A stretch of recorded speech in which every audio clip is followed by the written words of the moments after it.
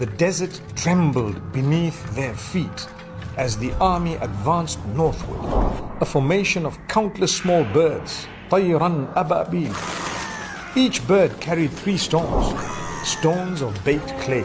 Allah revealed in the Quran, أَلَمْ تَرَ كَيْفَ فَعَلَ رَبُّكَ بِأَصْحَابِ الْفِيلِ. In the vast deserts of Arabia, beneath skies unbroken and ancient, history was quietly preparing for its greatest chapter. A world filled with tribes, kingdoms, and empires, all unaware that a light was soon to rise among them. But before that light appeared, Allah showed the world something unmistakable.